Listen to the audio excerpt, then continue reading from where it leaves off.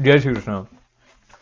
श्री यमुना सर्वस्व, यमुना जी के 41 विशेष पदों में से जो चौथा पद है, ये पहले 4 पद श्री हरिराय महाप्रभु जी द्वारा रचित हैं और ये क्रम चल रहा है श्री यमुना सर्वस्व, जो कि परम पूज्य गोस्वामी श्री द्वारकेश लाल जी महोदय श्री के लेखन और संकलन के देव किशन जी बिस्सा और सरला बिस्सा जी के हिंदी अनुवाद का आधार लेकर यमुना महारानी की कृपा से हम इसमें प्रवेश कर रहे हैं। तो ये है चौथा पद।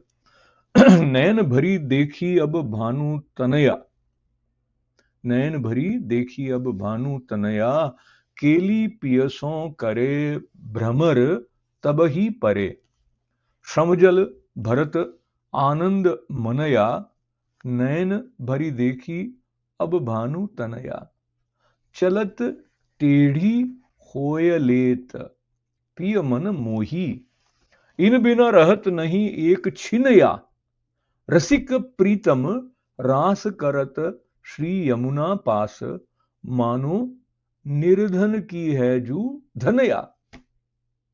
इसका अर्थ, अलौकिक सूर्य पुत्री श्री यमुना जी को अपलक नेत्रों से देखें। वे अपने प्रीतम प्रभु के साथ आनंद पूर्वक रास आदि लीला विहार कर रही हैं। इनके हृदय में विविध प्रकार के रसभाव प्रकट होते हैं। इनके जल में ठाकुर जी और ब्रज भक्तों के श्री अंग का स्मर श्रम जल मिला होता है, इसलिए आनंदित मन वाली हैं। ये प्रेम भरी बांकी चाल चलकर अपने प्रियतम प्रभु का मन मोह लेती हैं। ठाकुर जी इनके बिना एक क्षण भी नहीं रह सकते। श्री ठाकुर जी इनके किनारे रास करते हैं। श्री यमुना जी मानो निर्धन का धन है। अब इसका विवरण। श्री हरिराय जी इस पद में श्री यमुना जी का अधिभौतिक और अधिदैविक, ऐसे उभय सरिता स्वरूप और स्वामिनी स्वरूप का एक साथ वर्णन करते हैं। श्री महाप्रभु जी ने भी यमुनाष्टक में उभय स्वरूप का वर्णन किया है, अतः इस पद में यमुना जी के स्वरूप का वर्णन है। साधन चतुष्टयी में श्री यमुना जी का साक्षात दर्शन, यही अलौकिक फल है। इसमें फल का निरूपण है। 4 पुरुषार्थों में चौथा पुरुषार्थ मोक्ष है। पुष्टि मार्गीय मोक्ष विलक्षण है। ठाकुर जी और यमुना जी का अलौकिक दर्शन रूपी मोक्ष का निरूपण है। श्री हरिराय जी कह रहे हैं कि मैंने रात दिवस यमुना जी का गुणगान किया है, जिसका फल मुझे मिल रहा है। अपने अलौकिक नेत्रों से हरिराय जी यमुना जी के उभय स्वरूप का दर्शन कर रहे हैं। नैन भरी देख अब भानु तनया। श्री हरिराय जी अपनी सखी को आज्ञा करते हैं, हे सखी, तू अपलक नेत्रों से पूरी तन्मयता से आधि दैविक सूर्य की पुत्री श्री यमुना जी को निरखा कर नित्य लीला धाम में अलौकिक रसात्मक पूर्ण पुरुषोत्तम प्रभु के हृदय में से श्री यमुना जी का प्राकट्य हुआ है।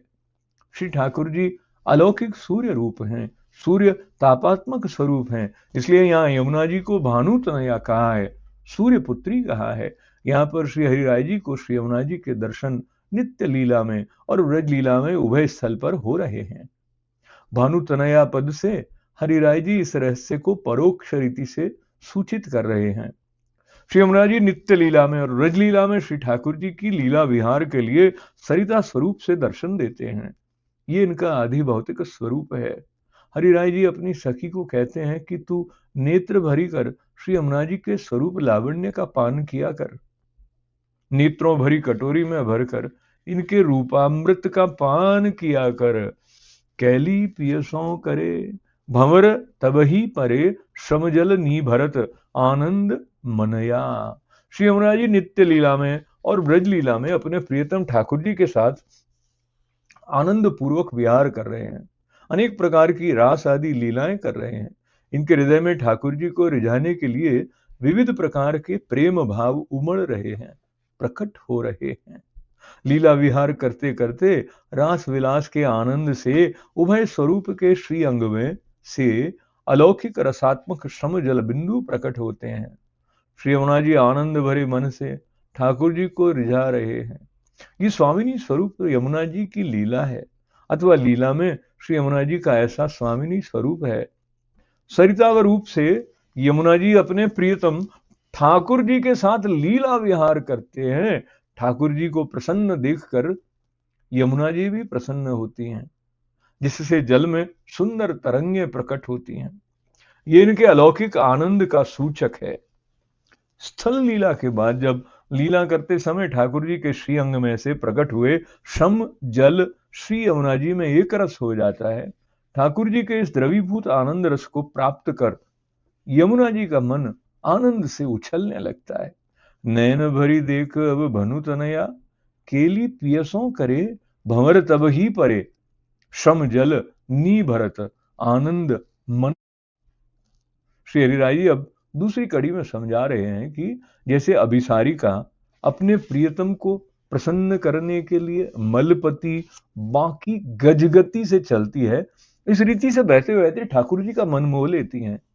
स्वामिनी स्वरूप से भी यमुना जी की गति में अभिसारिका की मुग्धता और मधुरता है, जिसके कारण ठाकुर जी श्री यमुना जी के स्वरूप में मुग्ध बन जाती हैं। ठाकुर जी यमुना जी बिना एक क्षण भी अलग नहीं रह सकते। ठाकुर जी दिवसकालीन और रात्रिकालीन सर्व लीलाएं श्री यमुना जी के किनारे निकुंजों में ही करते हैं। श्री यमुना जी का स्वरूप श्री हरिराय जी दूसरी कड़ी की पहली पंक्ति में बताते हैं कि चलत टेढ़ी होई, लेत पिय मन मोही, इन बिन रहत नहीं एक छिनया। श्री हरिराय जी हमें ऐसे अलौकिक स्वरूप के दर्शन कराकर ये बता रहे हैं कि हम जिन लौकिक आंखों से श्री यमुना जी के दर्शन करते हैं और जिस यमुना जल का पान करते हैं, वो लौकिक जल जैसा नहीं है। इनका जल अलौकिक है। इसमें ठाकुर जी का श्रम जल एक रस हुआ है। हाँ, तो यमुना जी का जल द्रवीभूत रसात्मक स्वरूप है। श्री ठाकुर जी के लीला विहार के चिंतन स्मरण से मन में अलौकिक आनंद से यमुना जी भर देती हैं। इसलिए हरिराय जी आज्ञा करते हैं, मानो निर्धनन की होत धनया। श्री यमुना जी हम जैसे निर्धन के धन है, जो मानस निर्धन होता है उसका सबसे बड़ा सुख धन मिलने से होता है। निर्धन मनुष्य धन के अभाव में दूसरे किसी सुख का विचार नहीं कर सकता। उसे धन मिल जाए तो भगवान मिल जाने के बराबर लगता है। निर्धन मनुष्य को किसी का सहारा नहीं होता है, धन ही उसका सहारा होता है। इसी तरह हम असहाय जैसे जीवों को सहाय करने वाले, आधार मानने वाले केवल श्री यमुना जी हैं। ये अति उदार है। जो भक्त निस्साधन बन गया हो, वो श्री यमुना जी के चरणारविंद पकड़ ले, उसे यमुना जी ठाकुर जी के रास विलास का अलौकिक सुख दान करते हैं। कारण कि प्रीतम रास करत जमुना पास, ठाकुर जी जमुना जी के वश में हैं। श्री यमुना जी के किनारे सदा रास करते हैं, तो यमुना जी की कृपा से उनका गुणगान करने वाले भक्तों को ठाकुर जी रास विलास का चरम और परम फल देते हैं। चलत टेढ़ी होही, लेत पियवन मोही, इन बिन रहत नहीं एक छिनया, रसिक प्रीतम रास करत जमुना पास, मानो निर्धन की होत धनया। इस पद में स्वरूप और फल और मोक्ष पुरुषार्थ का निरूपण है। श्री हरिराय जी इन चारों पदों में प्रमाण, प्रमेय, साधन और फल, साथ ही साथ धर्म, अर्थ, काम और मोक्ष और नाम रूप गुण लीला का निरूपण कर श्री यमुना जी का समग्र दर्शन करा रहे हैं। तो इसके बाद में हम प्रवेश करते हैं पद 5 से 8 की तरफ। उसका परिचय इनके रचयिता श्री गोसाई जी के कृपा पात्र सेवक और श्रीनाथ जी के परम सखा गोविंद स्वामी के हैं। इनका जीवन काल विक्रम संवत 1562 से 1642 तक का है। 8 दशक तक इस भूतल पर रहे। 30 बरस की उम्र में अपने मूल वतन आंतरी नाम के गांव से ब्रज में आए। श्री गोसाई जी के सेवक बने और गिरिराज की तलेटी में आई कदम खंडी में पर्णकुटी बनाकर निवास करने लगे। आज भी ये कदम खंडी गोविंद स्वामी की कदम खंडी के नाम से प्रसिद्ध है। ये सुरवी कुंड के नजदीक आई हुई है। गोविंद स्वामी संगीत में प्रथम पंक्ति के गायक थे। अकबर बादशाह के राज गवैये तानसेन को गोविंद स्वामी की तुलना करते हुए कहा कि हमारे गोविंद स्वामी के पास तानसेन तुम्हारी गायकी एक कौड़ी बराबर है। गोविंद स्वामी को कीर्तन गायकी गुप्त रीति से सुनने अकबर बादशाह फतेहपुर सीकरी से गुप्त वंश में ब्रज आए। उस समय गोविंद स्वामी सवेरे भैरवी राग में पदगान कर रहे थे। छुपे हुए बादशाह के मुख से वाह निकल गया। वाह वाह शब्द जब सुने, तत्काल गोविंद स्वामी ने प्रतिज्ञा की कि ये राग एक म्लेच्छ ने सुन ली, अतः ये राग छुआई गई है। तब से गोविंद स्वामी ने भैरव राग जीवन भर नहीं गाई। अपने संप्रदाय में भी तब से भैरवी राग नहीं गाई जाती है।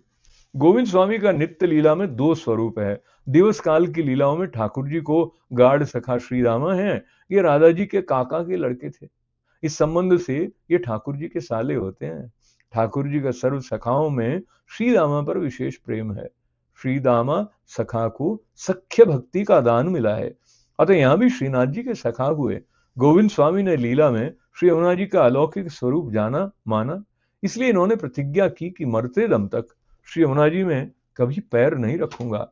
यमुना जी को पैर का स्पर्श नहीं करना है। यमुना जल केवल जल नहीं है, साक्षात महारानी स्वरूप है, भगवत स्वरूप है।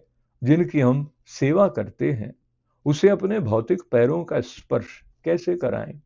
इसलिए गोविंद स्वामी कभी भी यमुना जल में स्नान नहीं करते थे। सूरदास जी ने भी एक पद में कहा है कि प्रेम सागर श्री यमुना के अलौकिक स्वरूप को जाने बिना इसमें अपने शरीर को डुबकी मार मार के नहाने से कोई फायदा नहीं होता है। प्रेम के सिंधु को मरम जान्यो नहीं, सुर कही कहा भयो देह बोरे। गोविंद स्वामी के निश्चय की कसौटी गुसाई जी के तृतीय पुत्र श्री बालकृष्ण जी और चतुर्थ पुत्र श्री गोकुलनाथ जी ने की। भगवद वार्ता के बहाने गोविंद स्वामी को यमुना पुलिन पर ले गए। वहां जबरदस्ती श्री यमुना जी में उन्हें डुबाने का प्रयत्न किया। तब गोविंद स्वामी चमक पड़े और कहा, महाराज कृपा करो, मेरा व्रत मत तोड़ो, मुझे यमुना जल में मत डुबाओ। मलमूत्र से भरी ये देह यमुना जी के स्पर्श करने लायक नहीं। गोविंद स्वामी वहां से हाथ छुड़ाकर भाग गए। कारण श्री यमुना जी के अलौकिक स्वरूप को वे जानते थे। इन्हें ठाकुर जी और श्री यमुना जी की प्रेम लक्षणा भक्ति सिद्ध हो गई थी। ऐसे गोविंद स्वामी के 4 पदों को सुनना और चिंतन करना है।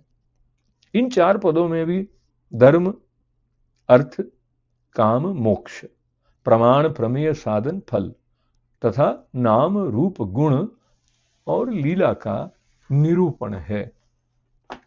तो 5वें पद में प्रवेश कल करते हैं। श्री यमुना सर्वस्व के क्रमिक पठन में विदा लेने से पूर्व श्री कृष्ण शरणम मम, श्री कृष्ण शरणम मम, श्री कृष्ण शरणम मम।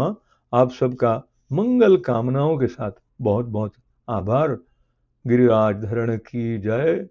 श्री यमुने महारानी की जय हो। जय श्री कृष्ण।